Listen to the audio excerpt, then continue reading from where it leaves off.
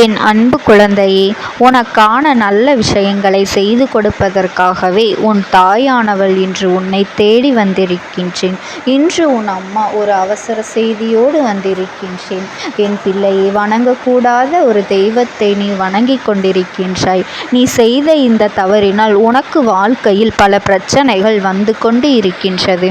அப்படி என்ன தெய்வத்தை வணங்கினாய்? உனக்கு ஏன் இத்தனை பிரச்சனைகள் வந்து கொண்டிருக்கின்றது என்பதனை உன்னிடத்தில் சொல்லிவிட உன் அம்மா நானென்று வந்திருக்கின்றேன். என் குழந்தையே, பொதுவாக வாழ்க்கையில் பிரச்சனைகள் வரும்பொழுது நாம் எதை பற்றியுமே யோசிப்பது கிடையாது. அங்கு சென்று நின்று விடலாமா, இங்கு சென்று தீர்த்து விடலாமா என்று ஓடுகின்றோமே தவிர, நாம் இந்த பிரச்சனையை தீர்ப்பதற்கான சரியான பாதையில்தான் பயணித்து கொண்டிருக்கின்றோமா என்று ஒரு நாளும் யோசிப்பதில்லை. எல்லா பிரச்சனைகளையும் நாம் எப்பொழுதுமே பெரிதாக கண்டு கொள்வதில்லை. யார் நமக்கு என்ன பிரச்சனைகள் கொடுத்தார்கள் என்று என் குழந்தை நீ யோசித்து கொண்டிருக்கின்றாய். அதிலிருந்து வெளிவர முயற்சிகளை செய்வது மட்டுமல்லாமல் நாம் மற்றவர்களின் பேச்சையும் கேட்க தொடங்கிவிடுகின்றோம். என் குழந்தையே, இந்த அம்மா நான் உனக்கு இத்தனை அவசரமாக இந்த செய்தியை உன்னிடத்தில் கொண்டு வந்து சேர்ப்பதற்கு ஒரு காரணம் இருக்கின்றது. ஏனென்றால் நீ வணங்காத தெய்வம் இல்லை, போகாத இடமில்லை. ஆனால் உனக்கு மட்டும்தான் பிரச்சனைகள் அதிகமாக வந்து கொண்டிருக்கின்றது. உன்னால் தாங்கிக் கொள்ளவே முடியாத பல சூழ்நிலைகள் இந்த வாழ்க்கையில் உனக்கு உருவாகி கொண்டிருக்கின்றது. என்ன செய்ய போகின்றோம், ஏது செய்ய போகின்றோம் என்று நீ புலம்பி தவிக்கின்றாயே தவிர, இதிலிருந்து எப்படி வெளியே வரப்போகின்றோம் என்று இது நாள் வரையிலும் உனக்கு தெரியவில்லை. அதிலிருந்து எப்படியாவது நாம் நினைத்ததை சாதிக்க வேண்டும் என்கின்ற எண்ணம் உனக்குள் இருக்க வேண்டும் அல்லவா? எவ்வளவு துன்பங்கள் வந்தாலும் வாழ்க்கையை நாம் நிச்சயமாக காப்பாற்ற வேண்டும் என்ற எண்ணம் வேண்டும் அல்லவா? ஆனால் அதையெல்லாம் தாண்டி இந்த கஷ்டங்களை அதிகமாக நீ அனுபவிக்க தொடங்கிவிட்டாய் என்பதுதான் உண்மை. இந்த வாழ்க்கைக்குள் பிரச்சனைகள் அதிகமாகத்தான் சொல்லுங்கள். அதோடு சேர்ந்து நீ பயணிக்க தொடங்கிவிட்டாய். கஷ்டங்கள் வருகின்றது, சமாளிப்போம் என்று நினைப்பதை விட நாமும் சேர்ந்து இந்த கஷ்டத்தோடு இருப்போம் என்று நினைக்க தொடங்கிவிட்டாய். இந்த அளவிற்கு உனக்குள் எண்ணங்கள் வந்ததற்கு காரணம் வேறு ஒரு தெய்வத்தை நீ வணங்கியது. நீ வணங்கிய இந்த தெய்வத்தை உனக்கு இருக்க வேண்டிய அவசியம் ஒரு பொழுதும் கிடையாது. எதனால் இந்த அம்மா இப்படி சொல்கின்றார்? தெய்வம் எல்லாம் ஒன்றுதானே, எல்லா தெய்வங்களும் நல்லது தானே செய்யும் என்று நீ யோசிக்கலாம். ஆனால் அது உண்மையல்ல என் குழந்தையே. உண்மையாகவே உன் மீது அக்கறை கொண்டு நீ கேட்கின்ற விஷயங்களை செவி கொடுத்து கேட்டு அதை உனக்கு நிறைவேற்றி கொடுக்க கூடியவர்கள் உன்னுடைய குலதெய்வமும் உன்னுடைய இஷ்ட தெய்வங்களும் தான். அது மட்டுமல்ல என் குழந்தையே, உன்னிடத்தில் எந்தவித எதிர்பார்ப்பும் இல்லாமல் அன்பை அள்ளி கொடுக்க கூடியவர்கள். எந்த ஒரு விஷயம் உன்னிடத்தில் எதையும் அவர்கள் கேட்பது கிடையாது. இதை செய்தால்தான் நான் உனக்கு அதனை செய்து கொடுப்பேன், இதை தந்தால்தான் நான் உனக்கு அதை தருவேன் என்று ஒரு பொழுதும் இவர்கள் உன்னிடத்தில் எதையும் வேண்டி விரும்பி நின்றது கிடையாது. உன்னுடைய வாழ்க்கையில் உனக்கு எது சரி எது தவறு என்று தெரிந்தும், உனக்கு எதை கொடுக்க வேண்டும் என்று புரிந்தும் அதை கொடுக்க சரியாக கொடுத்து கொண்டிருப்பவர்கள் அல்லவா உன்னுடைய குலதெய்வம். இவர்களை தாண்டியா நீ ஒரு தெய்வத்தை வணங்கினாய் என்று சற்று நீ சிந்தித்து பார் என் குழந்தையே. ஒரு கஷ்டம் வந்தவுடன் நீ கண்ணீர் விட்டதை பார்த்தவுடன் ஒவ்வொருவரும் உனக்கு ஒவ்வொரு ஆலோசனைகளை சொல்வார்கள். நீ இங்கு சென்று பார், இந்த இடத்திற்கு சென்று பார், இந்த கோவிலுக்கு செல், இங்கே ஒருவர் இருக்கின்றார், அவர் உனக்கு ஆசிகளை கொடுப்பார் என்று நீயும் சொல்வாய். ஆனால் அங்கு சென்ற பிறகு அந்த பரிகாரத்தை செய்யுங்கள், இந்த பரிகாரத்தை செய்யுங்கள், இத்தனை ஆயிரத்தை கொடுங்கள், இத்தனை லட்சத்தை கொடுங்கள் என்று உன்னை நடுத்தெருவில் இழுத்து விடுவார்கள். என் குழந்தையே, 1000 ரூபாயாக இருந்தாலுமே நீ ஓரிடத்திற்கு சென்று தெய்வத்தை வணங்கும் பொழுது அங்கு உன்னை இந்த ரூபாயை வைத்துதான் இதை செய்ய முடியும் என்று ஒருவர் சொல்கிறார் என்றால் அது தவறான இடத்தை நோக்கி நீ சென்றிருக்கின்றாய் என்பதனை புரிந்து கொள்ள வேண்டும் அல்லவா? அங்கே வயிற்று பிழப்பிற்காக அவர்கள் செய்கின்ற ஒரு விஷயம், அதை தவறு என்று உன் அம்மா நான் சொல்லவில்லை. அது அவர்களினுடைய திறமை. ஆனால் அதுதான் தெய்வம் நமக்கு தரக்கூடிய விஷயம் என்று நீ நினைப்பதும் அதன் பின்னாலேயே சென்று அத்தனையும் இழப்பதும் உன்னுடைய தவறு.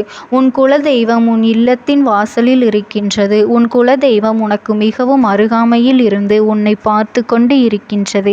அவர்களை விடுத்து நீ இன்னொரு இடத்திற்கு சென்று பரிகாரங்களை செய்கின்றார் என்றால் நிச்சயமாக என் குழந்தையே, அதற்கு பின்னால் ஏதோ ஒரு சூட்சமம் இருக்கின்றது என்பதனை நீ புரிந்து கொள்ள வேண்டாமா? அம்மா சொல்வதை தெளிவாக புரிந்து கொள். இப்போது உன்னிடம் ஒருவர் உனக்கு கஷ்டம் வருகின்றது, பண கஷ்டம் அதிகமாக இருக்கின்றது, அல்லது ஏதோ ஒரு வேதனை அதிகமாக இருக்கின்றது, ஒரு குழந்தை பாக்கியம் இல்லை என்று சொல்கின்றாய் என்றால் அதற்கு என்ன சொல்வார்கள்? முருகனை தரிசனம் செய், திருச்செந்தூர் கோவிலுக்கு சென்று வா, பழனி முருகனுக்கு சென்று வா என்று சொல்வார்கள். அவருக்கு ஒரு வெற்றிலை தீபத்தை ஏற்று என்று சொல்வார்கள். இதுவெல்லாம் தவறு கிடையாது. இதுவெல்லாம் நீ சாதாரணமாக தெய்வத்தை வணங்கி நீயாகவே செய்யக்கூடிய விஷயங்கள்.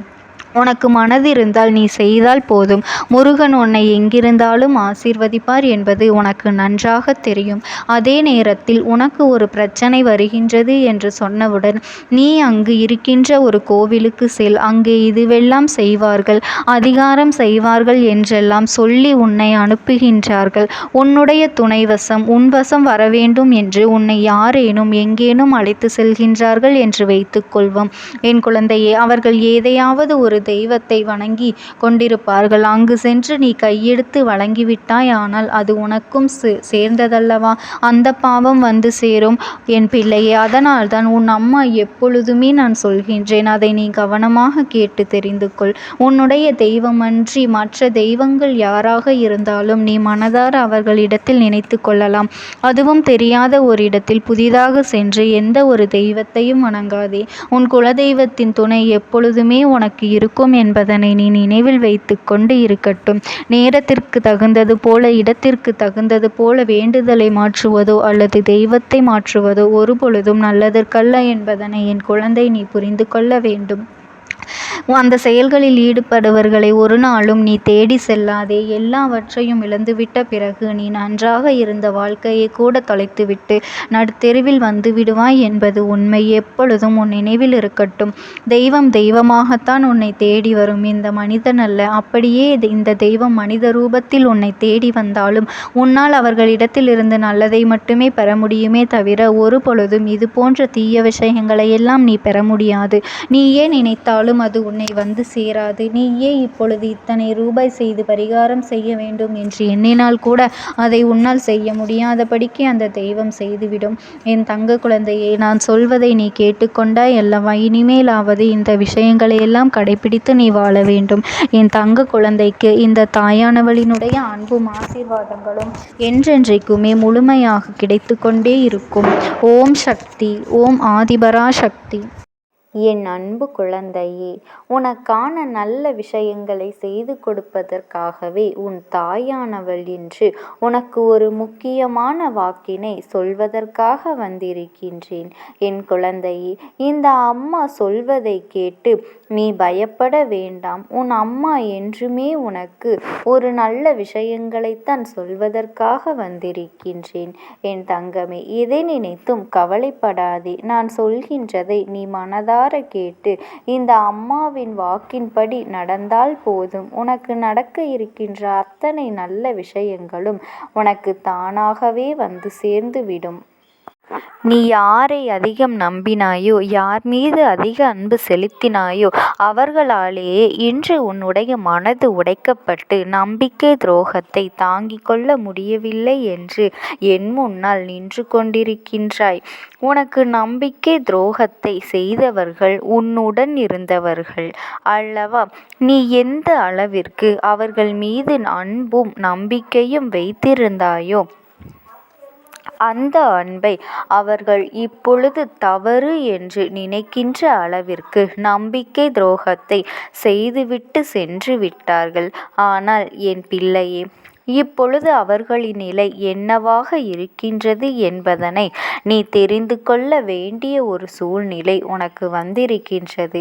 அதற்கு காரணம் அவர்கள் செய்த அந்த துரோகத்தை நினைத்து நினைத்து நீ மனவேதனையை அடைந்ததோடு மட்டுமல்லாமல் உன்னுடைய வாழ்க்கையில் சந்தோஷமான பல நேரங்களில் நீ தொலைத்து விட்டாய் என் தங்கமே. மனமாறுதல் கூட அடைய முடியாமல் கண்ணீருக்கு மட்டுமே அதிகமான வேலையை கொடுத்து விட்டாய். மாறாக உன்னுடைய அன்றாட நடவடிக்கைகளில் ஏகப்பட்ட மாற்றங்கள் வேறு விதமாக நடந்துவிட்டது. வேறு எந்த ஒரு விஷயத்தையும் முன்பு போல உன்னால் தெளிவாக செய்ய முடியவில்லை.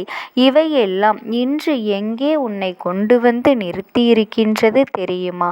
இந்த வாழ்க்கையே இனிமேல் நமக்கு வேண்டாம் என்று நினைக்கின்ற அளவிற்கு இந்த உடலில் இந்த உயிர் எதற்காக இருக்கின்றது என்று நீ நினைக்கின்ற அளவிற்கு என் பிள்ளையின் வாழ்க்கை இவ்வாறு இக்கட்டான சூழ்நிலைக்கு உன்னை தள்ளிவிட்டது. என் குழந்தையே, உன்னை இந்த நிலைக்கு தள்ளியவர்களின் நிலை இப்பொழுது எப்படி இருக்கின்றது என்பதனை நீ தெரிந்து கொண்டால்தானே உன்னுடைய மனது நிம்மதியடையும். என் பிள்ளையே, என் தங்க பிள்ளையே, நம்பிக்கை துரோகத்தை செய்வதற்கு முன்னால் அவர்களுக்கு எவ்வளவு நெஞ்செழுத்தம் இருக்க வேண்டும். நாம் செய்கின்ற இந்த செயலினால் ஒருவரினுடைய மனது எவ்வளவு காயப்படும் என்றோ, ஊர் என்ன பேசும் என்றோ, சமுதாயத்தில் எவ்வளவு அவமானம் வரும் என்றோ, குடும்ப கௌரவம் உடைக்கப்படும் என்றோ ஒரு துளியாவது எண்ணிப் பார்க்க வேண்டாமா? எப்படியெல்லாம் ஒருவரினுடைய மாற்றங்களை எதிர்பார்த்து ஒரு கேவலமான விஷயத்தை செய்கின்றார்கள் என்றால் அவர்களின் மனதில் எத்தனை கெட்ட எண்ணங்கள் இருந்திருக்கும், எத்தனை இழிவான எண்ணங்கள் இருந்திருக்கின்றது. ஒரு முறை என் குழந்தை நீ சிந்தித்து பார்த்திருந்தால் மதிப்பும் மரியாதையும் குறையாமல் இருந்திருக்குமே. மற்றவர்கள் மதிப்பதற்கு கூட தகுதியில்லாத குணங்கள் அல்லவா இந்த கேடு கெட்ட ஜென்மத்திற்கு வந்திருக்கின்றது. இது போன்ற குணங்களை கொண்டவர்கள் வாழ்க்கைக்குள் உண்டான அவப்பெயர் நிச்சயமாக ஒரு நாளும் அந்த பெயர் மறையாது. என் அன்பு தங்கமே, உனக்கான ஒரு நல்ல விஷயத்தை நான் செய்திருக்கின்றேன். இவர்களுக்குள்ளான தொடர்பு இதற்கு மேலும் உனக்கு தேவைப்படவில்லை என் தங்க பிள்ளையே. அவர்களை பற்றி இந்த நேரத்திலாவது உன்னால் புரிந்து கொள்ள முடிந்தது என்று நினைத்து நீ நிச்சயமாக மனசந்தோஷம்தான் அடைய வேண்டும். என் குழந்தையே, இது நாள் வரைக்கும் நீ அனுபவித்த கஷ்டங்களும் சோதனைகளுக்கும் உனக்கு வாழ்க்கையில் எத்தனையோ பாடங்களை கற்றுக் கொடுத்தாலும் இந்த நம்பிக்கை துரோகம் கற்றுக் கொடுத்ததைப் போல வேறு எதுவும் உனக்கு கற்றுக் கொடுக்கவில்லை. மற்றது எல்லாம் வாழ்க்கையில் எதிர்பார்த்த விஷயங்கள். ஆனால் இது எதிர்பாராத ஒரு கொடுமை அல்லவா? முதலில் உனக்கு கஷ்டமாக இருந்தாலும் நாட்கள் செல்ல செல்ல இது உனக்கு பழகிவிடும்.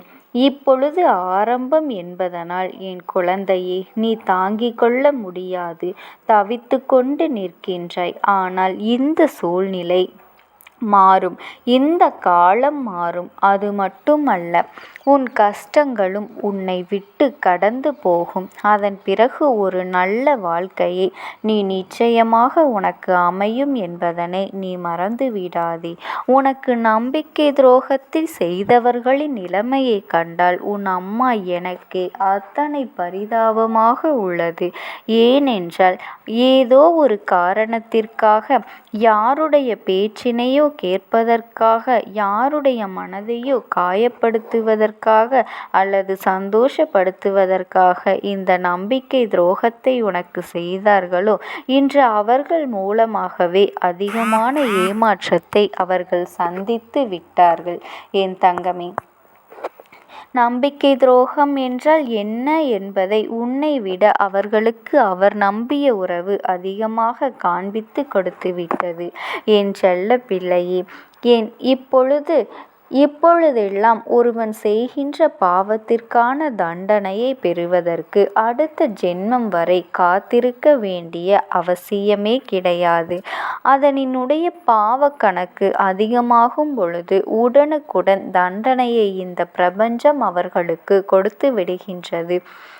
உன் அம்மா நான் சொல்வது இந்த இக்கட்டான நேரங்களில் எல்லாம் உனக்கு துணை நிற்கும் பொழுது, உனக்கான நல்ல நேரம் ஆரம்பிக்கும் பொழுது அவர்களின் அழிவு உன்னுடைய கண்முன்னே நிகழும் என்பதனை நீ மறந்து விடாதே. என் பிள்ளைக்கு இப்பொழுது வருகின்ற அத்தனை கஷ்டங்களுக்கே கொடுக்கின்றவர்களை உன் தாயானவள் நான் ஒரு நாளும் நன்றாக இருக்கும்படி செய்ய மாட்டேன். என் தங்கமே, நீ வேண்டுமானால் அவர்கள் உன் உறவு என்று அவர்கள் செய்த துரோகத்தை நீ மறந்து விடலாம். ஆனால் ஒரு நாளும் உன் அம்மாவினுடைய பாவ கணக்கிலிருந்து அது விலகியே விடாது. என் தங்கமே, நீ மற்றவர்களிடத்தில் இரக்க குணத்தோடு அன்பு பாராட்டுகின்றாய்.